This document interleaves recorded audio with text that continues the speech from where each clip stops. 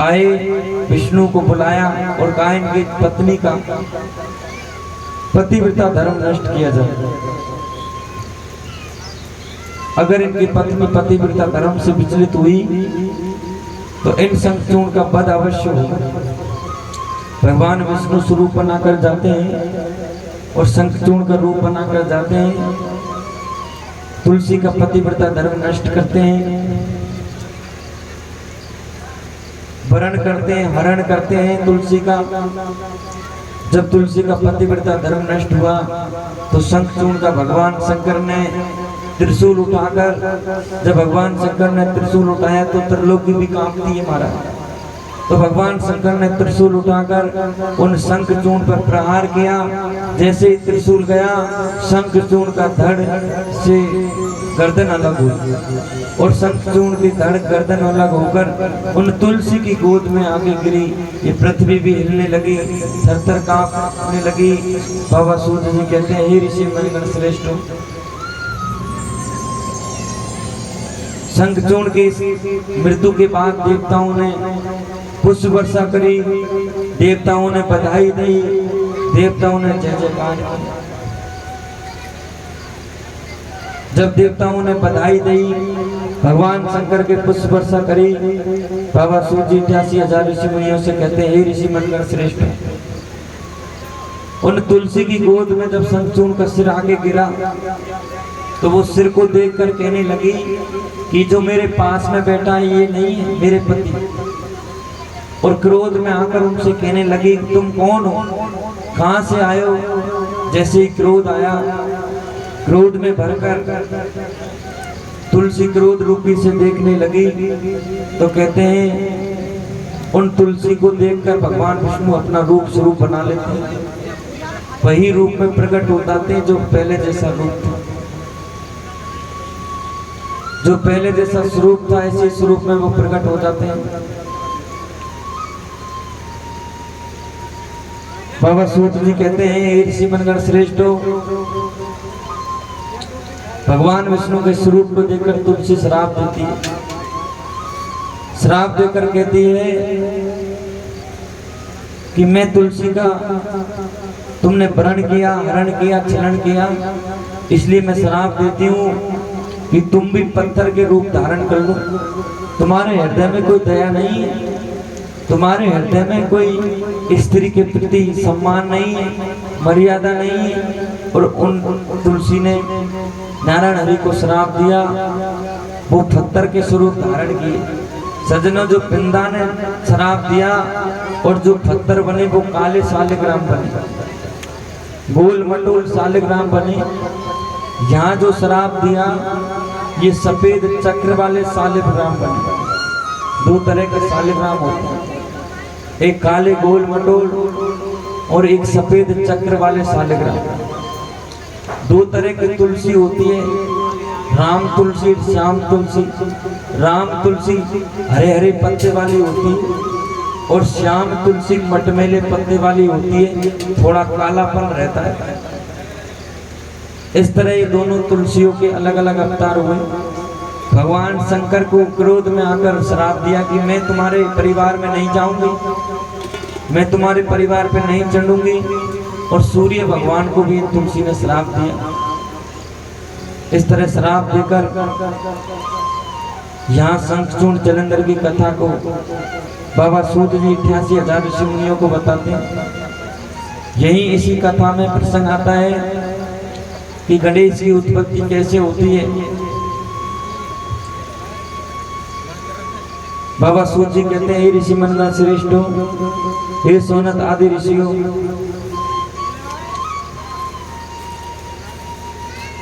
सोनक आदि ऋषि मुनियों ने प्रश्न किया कि हे भगवान, ये कार्तिकेय जी का जन्म हुआ, कार्तिकेय जी ने त्रिपुरासुर तारका कमलाक्ष बिंदुक माली को भगवान शंकर ने वध किया। और जो तारकासुर नामक राक्षस था इसका कार्तिकेय जी ने वध किया। अब कार्तिकेय जी कहाँ चले गए, कहाँ भक्ति कर रहे थे, कहाँ तप कर रहे थे, इन कार्तिकेय जी का चरित्र सुनाओ।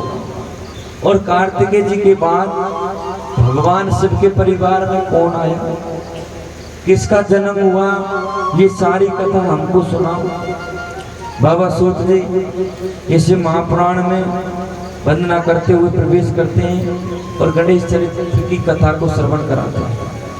वंदे महानंदनम मन लीला महेश्वरम,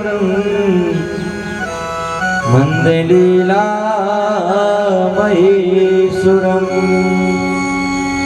सर्व विभूमात्मया गौरी प्रिया कार्तिकम, गौरी प्रिया कार्तिकम, विघ्नेश्वरा सुधबुद्धया शंकर पुत्र गणेशम, शंकर महादेव पुत्रम, व्यास शिष्य महाभाग्यम, सूत ज्ञान निधेन्यम, सूत ज्ञान निधेन्यम, वंदे शंभु भवतारयं यशरं कशीशता,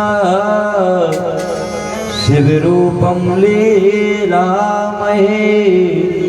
शिव रूपं लीलामहे।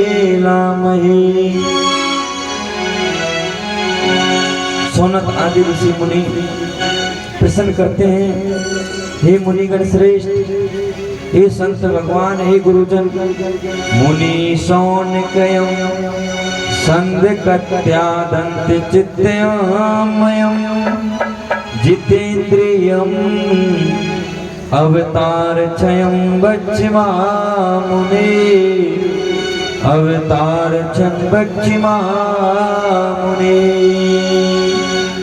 एतदृष्ट पुराणं शिव मूर्ति शतागति,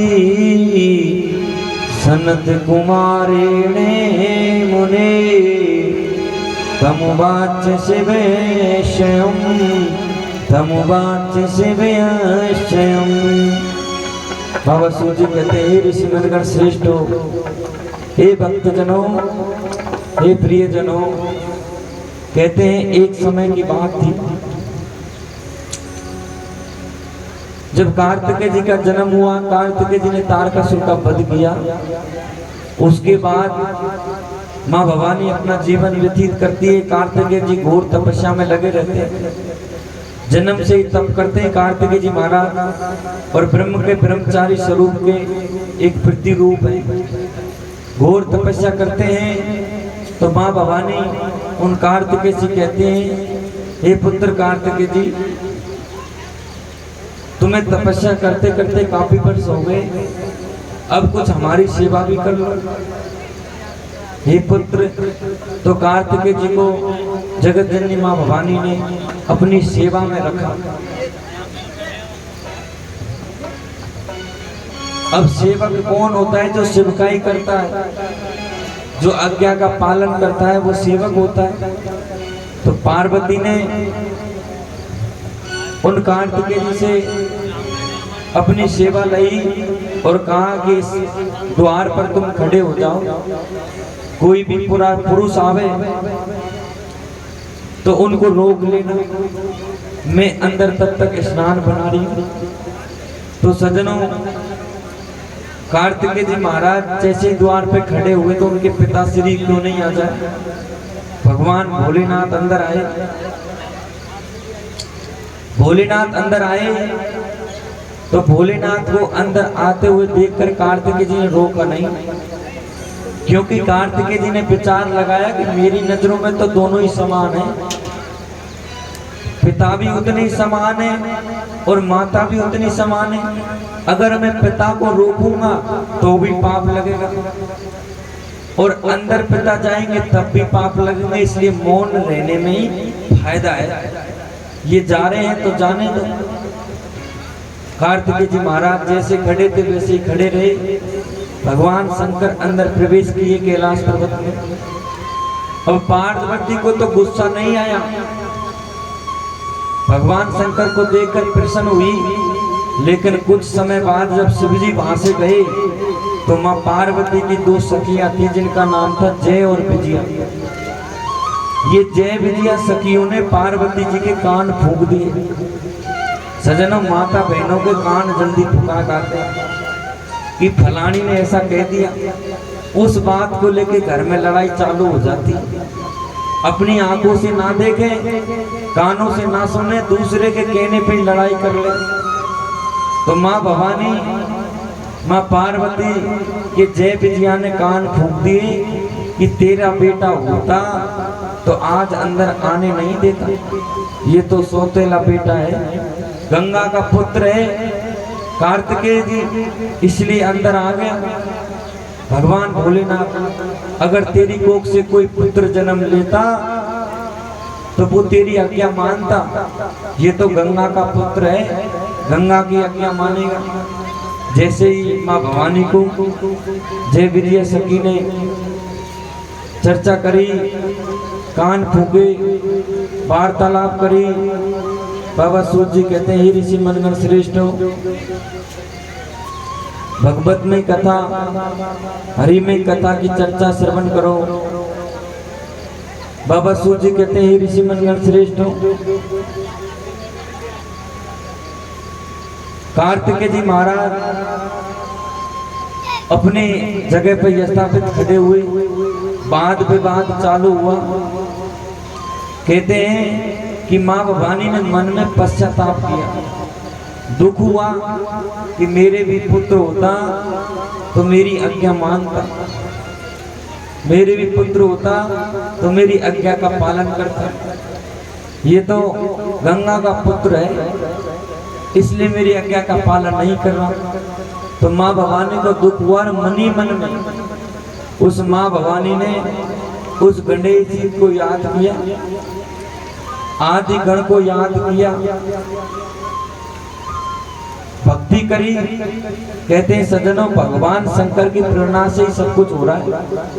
अगर भगवान शंकर प्रेरणा ना देते तो माँ भवानी काय को रुष्ट होती। तो भगवान शंकर अंदर मन के अंदर बैठे हुए प्रेरणा दे रहे, और उन भवानी ने शिव को मन में सुमरन करते हुए कहा कि मेरे भी कोई पुत्र होता तो अच्छा रहता है पतिदेव। और भगवान शंकर को भगवान मानते हुए, पतिव्रत का पालन करते हुए, भक्ति करते हुए, वो जगत जननी माँ भवानी उस शिव को याद करती हुई, उस ईश्वर को याद करती हुई, भगवान शंकर को याद करते हुए स्नान भी बना रही है और शिव जी को भी याद करती जा रही है। अभी मन में कोई प्रेरणा नहीं हुई तो कह रहे हैं जय विजया सखी भी पास में है, और जय विजया सखी उन माँ पार्वती के मेहर का लेपन कर रही है और उनके शरीर को सुशोभित बना रही है। कहते हैं शरीर के मैल से गणेश जी प्रकट हुए। सजनों, मैल से गणेश जी प्रकट नहीं भई, मैर होता है उपटना, जो 7 तरह का अन्न धान लिया जाता है, और उस 7 तरह के अन्न धान मैर को जब माता बहनों का विवाह होता है तो उस विवाह की रस्म में उपटना बनाया जाता है। उस उपटने से जय विजया सखी माँ भवानी की सुशोभित कर रहे थे, सुंदरता को निखार रही थी और चर्चा करती जाती। अब चर्चा करते हुए, मेहर का लेपन करती हुई और उसको इकट्ठा करती जाती है, इकट्ठा करती जाती है, और माँ भवानी अपने पति को याद करती रहती है। अब उनके मन में एक प्रेरणा आई कि मैं आदिगण की तपस्या करूं। तो कहते हैं भगवान शंकर उनको स्वप्न में आकर मन के अंदर प्रेरित कर कर कहते हैं कि तुम आदिगण को तपस्या करो, भक्ति करो, और वो तुम्हारे पुत्र बन के आएंगे। इस पुतले में तुम प्राण छोड़ देना। जैसे ही माँ पार्वती ने आदिगण, अब सज्जनों ये आदिगण कौन है? गणादि गणपति, जो सभी देवताओं के पति है वो गणादि गणपति है। ये आदि गणादि गणपति को माँ भवानी ने याद किया। आदि गणादि गणपति प्रकट भये और प्रकट भर के हाथ जोड़कर माँ भवानी के सामने खड़े हुए कि ये माता किस लिए याद किया।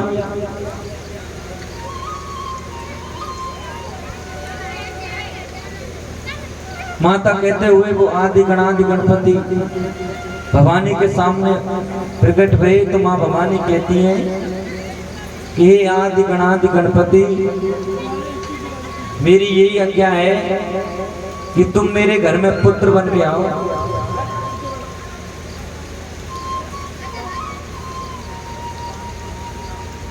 भगवान आदि गणादि गणपति से माँ भवानी ने ये सारी बात बताई तो वो आदि गणादि गणपति कहते हैं ये माता, ये मेरा भी सौभाग्य होगा कि मैं आपका बेटा बन के आऊं, पुत्र बन के आऊं, लेकिन इससे पहले भगवान शिव की आज्ञा होनी चाहिए। ब्रह्मा की आज्ञा होनी चाहिए, विष्णु की आज्ञा होनी चाहिए, तब मैं स्वरूप को बदलूंगा। माँ भवानी ने पुण्य कहते हैं जगत जननी ने विष्णु को भी याद किया, ब्रह्मा को भी याद किया और शिव को भी याद किया, तीनों देवों को याद किया तो तीनों देव भी उनके समीप प्रकट हो गए। और माँ भवानी भजन करती हुई तपस्या करती हुई प्रकट करती, क्योंकि जगत जननी जैसे ही वो प्रकट भये तो माँ भवानी ने कहा कि मुझे पुत्र चाहिए और कुछ नहीं चाहिए। भगवान शिव से कहा कि मुझे पुत्र चाहिए और कुछ नहीं चाहिए तो भगवान शिव ने कहा कि ये जो मैल तुम्हारे शरीर से उपटने के रूप में छूट रहा है, इसका पुतला बनाओ और इसी को पुत्र मानो और प्राण छोड़ दो। भगवान शंकर की प्रेरणा से सब काम हो रहा है सज्जनों। लोग कहते हैं माँ भवानी ने प्रकट कर लिया, कहते हैं जब तक शिव और शक्ति नहीं मिलते सृष्टि बढ़ती नहीं।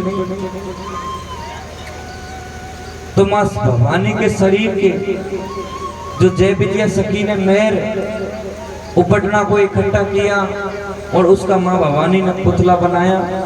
पुतला बनाकर उसको सुशोभित पुतला बनाया, सुंदर पुतला बनाया और हाथ में इमृत लेकर वेद मंत्र पढ़कर, प्राण मंत्र पढ़कर, प्राण गायत्री पढ़कर उस पर छोड़ दिया।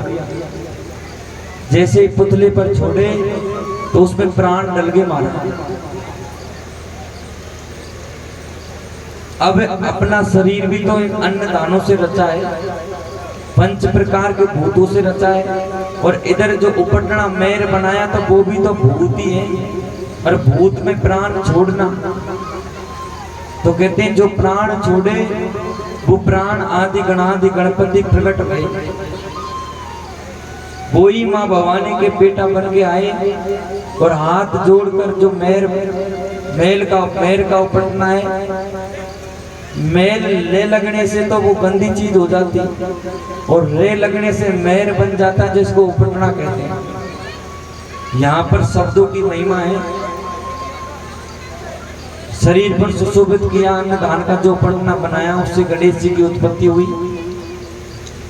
हाथ जोड़कर प्रकट भये, माँ भवानी के सामने हाथ जोड़कर प्रकट भये और माँ भवानी से कहने लगे हे माता, मेरे लिए क्या आज्ञा है। अब सज्जनों सभी देवता वहां आए हुए थे। 33 कोटि माँ भवानी के गणेश जी को बधाई देने के लिए आए। जैसे ही गणेश जी की उत्पत्ति हुई, इस त्रिलोकी में जय जयकार हुआ, सब देवता वहां पधारे। हम भी एक गणेश वंदना करते हुए इस गणेश जी को याद करते हैं, इसकी प्रार्थना करते हैं, पुनः इस कथा में प्रवेश करेंगे।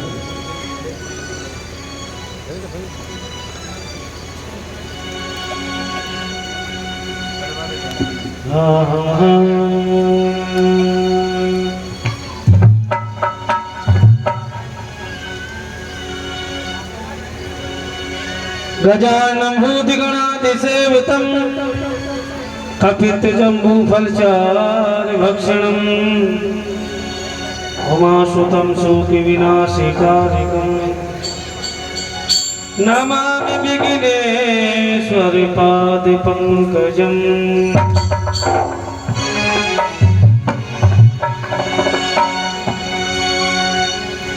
हे बुद्धि के दाता सब वेदों के ज्ञाता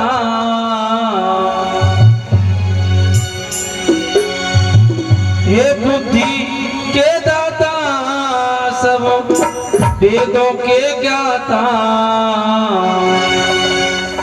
तुम्हें बंधना वो तुम्हें बंधना।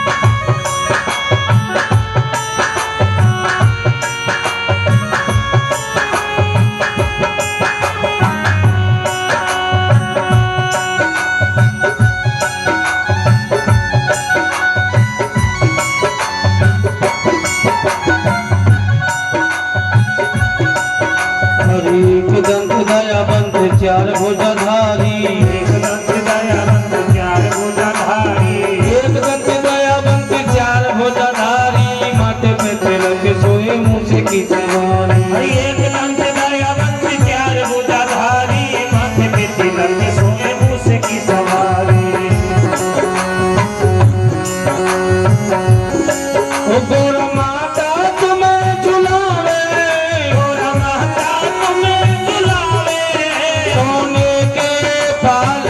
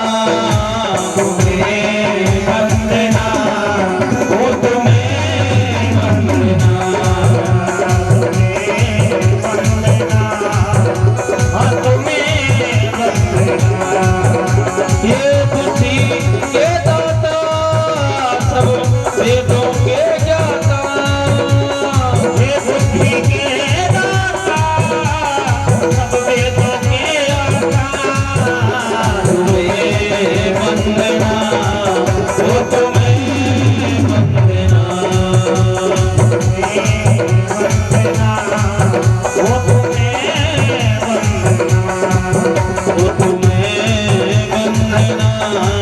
वो तुम्हें वंदना,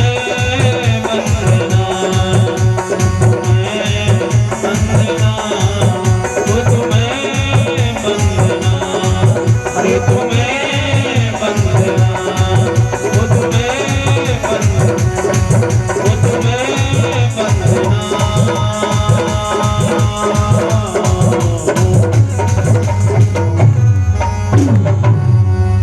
बोल शंकर भगवान की जय, बोल गुरुदेव भगवान की जय, बोल पार्वती पति हर हर महादेव।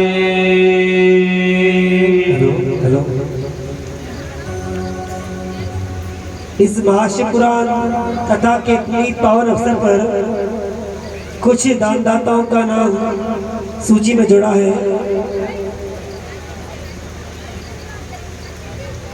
501 रुपये भैराम जी गोपीपुर, 500 रुपये विशंबर पेंटर गोपीपुर, 251 रुपये राम भरोसी प्रजापत, 1000 रुपये मान सिंह जी शक्तिपुरा वाले, 200 रुपये केदार जांगड़ गोपीपुर, 250 रुपये निहाल सिंह जी बाबूजी गोपीपुर, 500 रुपये अजीत सिंह बिजली विभाग शक्तिपुरा, 1100 रुपये भंवर सिंह जी गोपीपुर, 500 रुपये चतुर्भुज सेन, 500 रुपये महिला कीर्तन मंडल हनुमान मंडल गोपीपुर, 500 रुपये मुरारी डेकोरेशन। हार्दिक धन्यवाद। भगवान आप पर